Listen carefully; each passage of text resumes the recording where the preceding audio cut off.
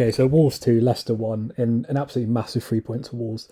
And in a game where kind of just everything went Wolves' way. Obviously the results around the league didn't necessarily go our way. But in terms of this game, it's only really positive for Wolves in terms of storylines. Daniel Podence gets his first goal of the season, at least in the league anyway, absolutely massive. Um, for him. Another good Ruben Neves goal. Again, showing character after conceding a goal. The game kind of gave me Brentford away vibes when Ivan Toney got that goal, and we responded really quickly. And look, obviously the Premier League table, Wolves are in seventh now. We cemented that. Obviously, we played a game extra than Tottenham, and we needed to win this game. It was the most winnable out of this kind of big five games that we're playing recently, and everyone around us won. Arsenal won, Tottenham won, which I think surprised a lot of people. Man United got a good win against Leeds. West Ham are kind of the only team that are dropping points. And with 2 games in hand, we only need 2 points, and we're playing them next week.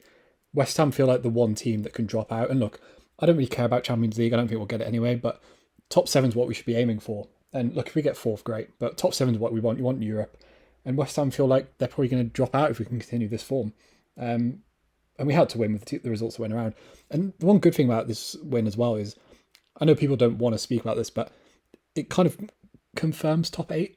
With Brighton losing and obviously beating Leicester, Villa losing again.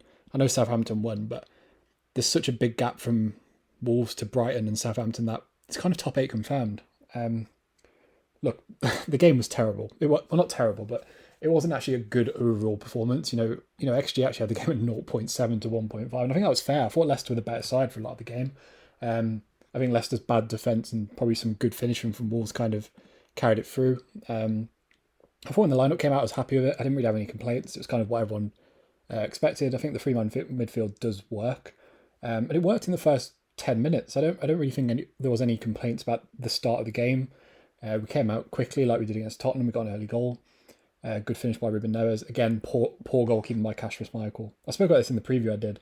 Kasper Schmeichel's not a good goalkeeper, and you need to just have shots in because he's not good. He's on the decline. He has been for years. And it was pretty much the perfect start. But kind of after that, we kind of just dropped back and didn't really do anything. Jose Sarr made some big saves versus Tielemans, and Dewsbury Hall had one as well. And look, I'm not saying we didn't have any chances. Eight Nuri hit the post from a really good shot. I think Max Kilman had a header from a corner as well. But it wasn't like an overall great performance. I think, Aitner and Smedo were really good going forward, but I thought Smedo got done a couple of times by Lookman. The long ball came over that right-hand channel so many times. And I don't want to pick on Kilman because I think the wind probably didn't help. But the amount of times Kilman got turned compared to Sace and Cody, it happened a lot. But I think that's probably more because of the wind. But it did feel like every time Leicester went down that left-hand side, they just punted a long ball up. And it did work. And look, going into half-time, obviously, and the Lookman goal, the Lookman goal as well. Lookman always plays well against us, and I don't really have too many complaints about that goal. They deserved it, and it wasn't one of those goals where it was bad defending by anyone. I just thought it was a really good Leicester goal. And going into half time, I think it was a pretty fair reflection of the half. I don't think anyone had really, any big complaints. And when the second half came out, there wasn't really any reaction. I think fair play to Bruno Lage. He took off João Moutinho, he brought on Hwang, he went to the front three, which I think was. I wouldn't have done that personally, but I think it was, it was proactive. People, especially at the start of the season, kind of labelled Bruno Lage and went, "You're not making proactive changes," blah blah. He did that, to be fair to him. He saw that something was going wrong, and he changed the shape. You can't really criticise him for that. I don't think it worked instantly. We got a bit lucky. We got bailed out. Jose Sarr bailed us out a couple of times. I thought the back three defended really well and got in some good blocks. And yeah, of course, Daniel Podence bailed us out with a really good finish and got us a big 3 points. Another assist for Dendoncker as well. He just feels like he's getting loads of goal contributions now. But I think Kilman made that goal. As much as I kind of just criticised him for not being able to handle the long ball, Max Kilman took the ball. He carried it a good 20 yards, fed it to Aitner Nuri, then fed it to Dendoncker. That was all from Kilman just being progressive and having confidence to play through the lines. And that's what Kilman's done for us all season. And yeah, we got a bit lucky. Leicester had a few chances at the end, but Leicester do have quality. They're not an absolutely awful side. And we always have a weird record at home against Leicester anyway. And, going into that West Ham game and that Arsenal game now, back-to-back wins, it's confidence. I think, looking at that table, that West Ham game's the biggest one for me. If we can beat Arsenal or get a point off them, great. But that West Ham game's a big one. If we can get a win in that game, especially with the games in hand we've got.